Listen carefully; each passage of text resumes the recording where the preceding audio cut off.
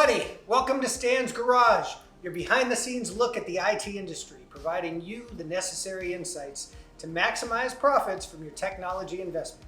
So I'm guessing by now you've at least heard the term, the dark web. It sounds so nefarious, right? Just by uttering the name, you might end up on a government watch list or something. Well, just because it's somewhat shrouded in mystery doesn't mean you shouldn't be aware of what it's all about. Even though a lot of what goes on there is relatively harmless, it's also the place where your personal and business information can be bought and sold.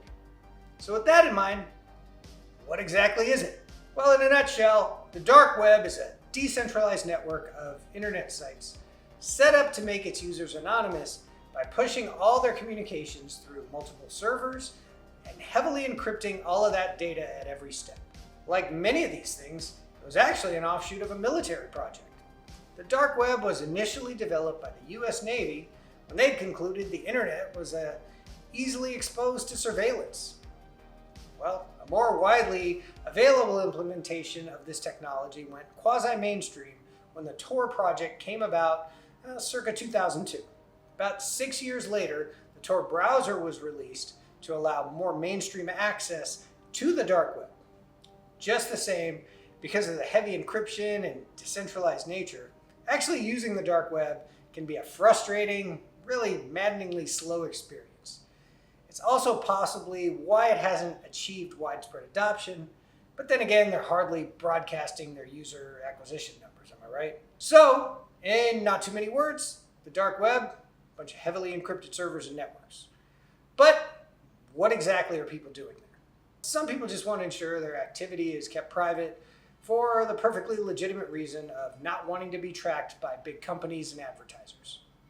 I mean, we've all mentioned wanting a pizza or something, then all of a sudden we're bombarded by pizza ads in our social feeds.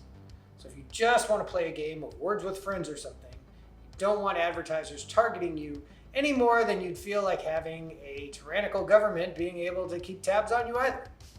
The dark web was used by the activists, actually, behind the Arab Spring uprisings of several years ago, and might well be used again when individuals fear government retribution for posting their opinions online. Journalists and human rights groups also utilize the dark web to help sources and whistleblowers send information anonymously and securely. Now, this is not to say the dark web is all out there for the betterment of mankind.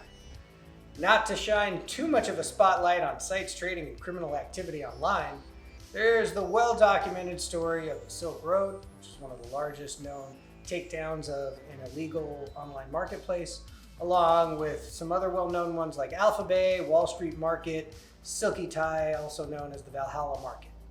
These are all shut down permanently, but you can be confident that just as quickly as those go away, there'll be others to take their place. Now, the anonymous nature of the dark web makes it difficult to figure out just what sort of content it contains. Around 2016, a pair of researchers conducted an extensive study and uncovered roughly 5,200 sites. About half were inactive. Of the remaining half, about 48% were being used for illicit purposes. About 300 were used to facilitate financial crimes. The majority of the rest included sites for promoting extremist ideologies, pornography, hacking, and around 17 sites offering hitmen for hire.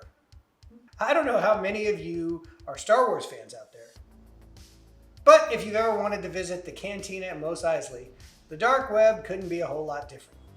Just like intergalactic criminals at a fictional cantina, sites on the dark web can also come and go in an attempt to stay ahead of the law enforcement geared to stop them, along with paying customers and plenty of unfulfilled orders. So, how does this affect individuals and businesses? Well, those 300 or so, and likely growing, sites for financial crimes are where compromised login credentials, credit cards, social security numbers, and a whole bunch of other personal information are made widely available for relatively small fees. If you caught my earlier video on the Colonial Pipeline hack, you'll remember that the hackers got into that network using credentials found on the dark web. One of the best ways to mitigate against this sort of thing is to sign up for a dark web monitoring service. They're really not particularly expensive, with several standard services running less than $1 per user per month, and are an easy way to help you add an additional layer of information security. Now, even knowing all this, some folks are still going to be curious and want to sniff around to see what the dark web's all about. Without going too deep into the nitty-gritty of how you get there, you need to start with the Tor browser. The sites on there are not your typical .com or .net, but typically use something called a .onion extension. You can't go searching for these sites on Google or anything like that, but you can probably find a search engine that will let you search the dark web. So if you do manage to make your way on there, be cautious. It's not particularly difficult to wander into some questionable territory, so definitely do your research before starting down that path. By no means should you even think to venture out there without a rock-solid antivirus in place. Well, there you have it. Just my quick intro into the den of iniquity known as the dark web. My advice to the faint of heart, you should probably stay away. There are far better things you could be doing with your time online. Now, I'm fully aware some enthusiasts out there are using Tor for enhanced security and privacy. Believe me, I could probably also do with fewer cookie and pizza ads being pushed my way, but apparently my search history exposes me as a carb addict. Guilty. I'm curious as to what others might be doing on the dark web outside of the obvious. So let me know in the comments below, like and subscribe, and I'll catch you on the next one.